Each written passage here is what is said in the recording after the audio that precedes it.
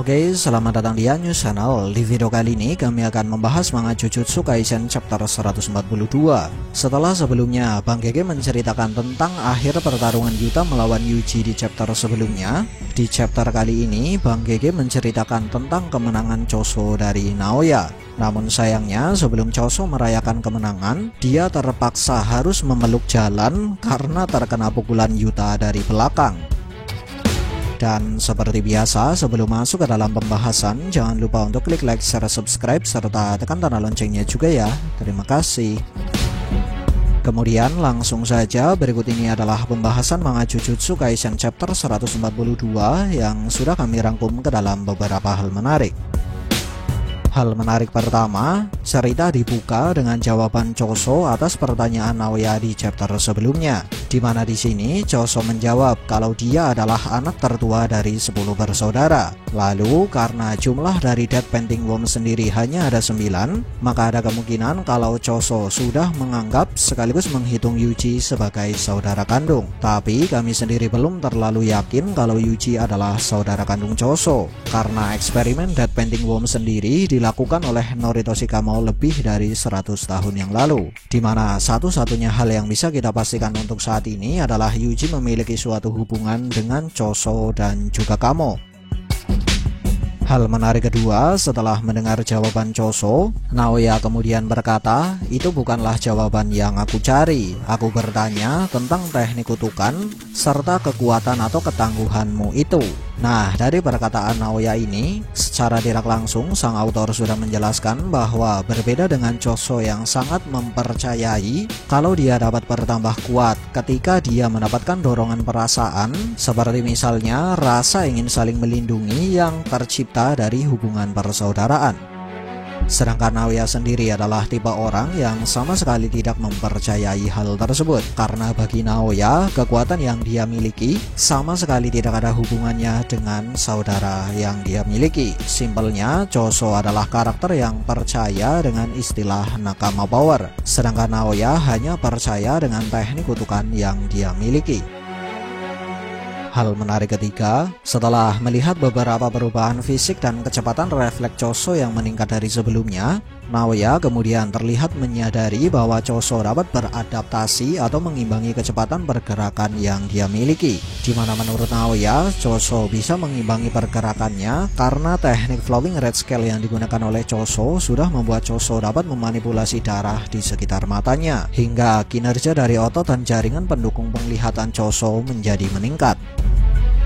Hal menarik keempat, Naoya mengambil inisiatif dan menggunakan senjata rahasia miliknya untuk menusuk Choso. Dan dari perkataan Naoya, dia mengambil inisiatif ini karena Naoya sendiri sudah memprediksi kalau Choso dapat mengcounter teknik kutukan miliknya setelah dia melihat apa yang bisa dilakukan oleh Choso saat mengaktifkan teknik flowing red scale, di mana dari adegan ini bisa kita simpulkan bahwa Naoya adalah orang yang sangat berhati-hati dalam melakukan pergerakan, dan semua pergerakan yang dia lakukan merupakan sesuatu yang sudah direncanakan atau paling tidak sudah dipertimbangkan. Kemudian berikut ini adalah beberapa poin penting yang bisa kita dapatkan dari percakapan Naoya dan Choso setelah Naoya berhasil menusuk Choso. Poin pertama, seorang pengguna teknik manipulasi darah pada umumnya dapat dengan mudah menghentikan pendarahan, tapi hal ini bisa mempengaruhi kemampuan manipulasi darah pada teknik yang lain.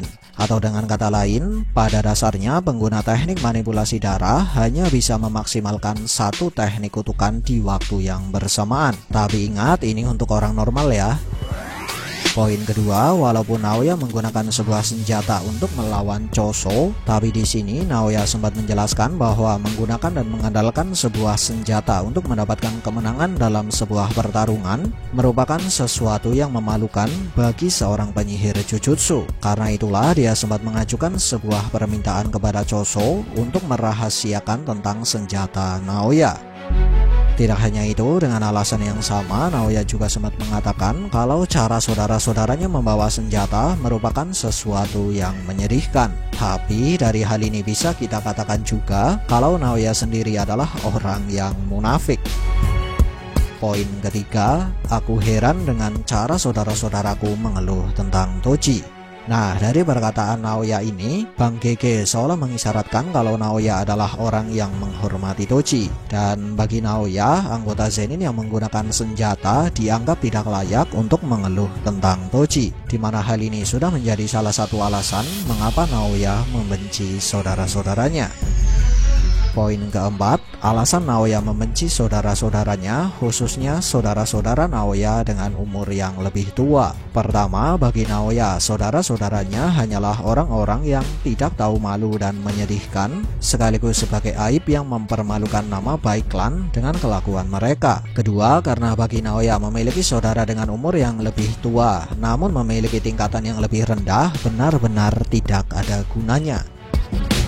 Poin kelima, bagi Choso, seseorang tidak layak untuk membenci saudaranya sendiri, karena apapun yang dimiliki oleh seseorang pada dasarnya bisa didapatkan dari apa yang dilakukan oleh saudaranya, entah itu sesuatu yang baik ataupun buruk. Lalu, orang yang menjadi anak tertua seharusnya memosisikan dirinya sebagai contoh atau panutan.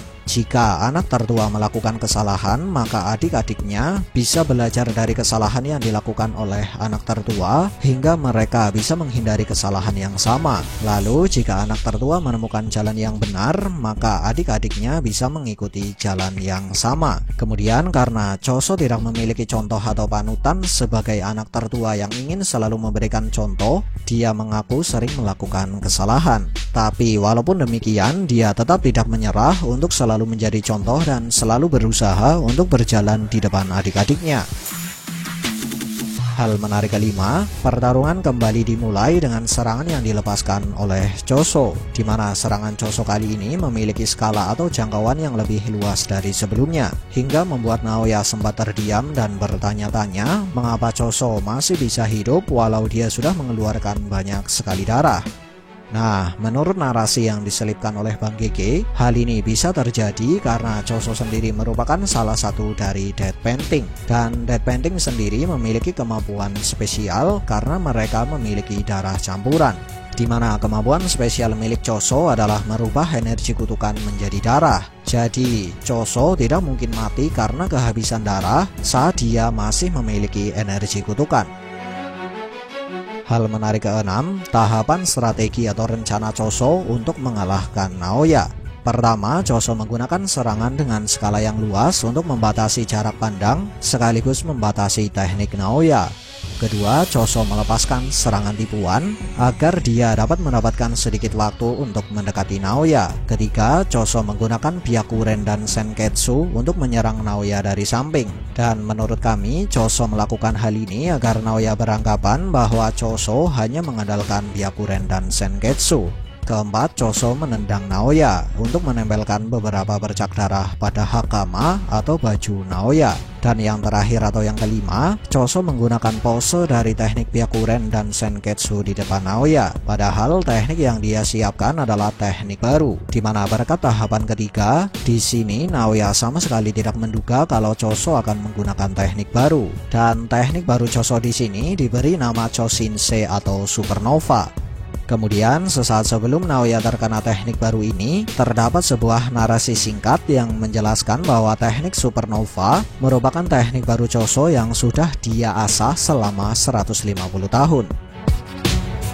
Hal menarik ketujuh, sesaat setelah Choso menjatuhkan Naoya, secara mengejutkan Yuta muncul di belakang Choso, di mana dari ekspresi terkejut Choso, Bang Gege seolah mengisyaratkan bahwa Choso tidak menyadari keberadaan Yuta yang sedang mendekat, dan Choso baru menyadari keberadaan Yuta setelah Yuta tepat berada di belakangnya. Padahal tempat pertarungan Choso dan Naoya berada di dalam sebuah terowongan.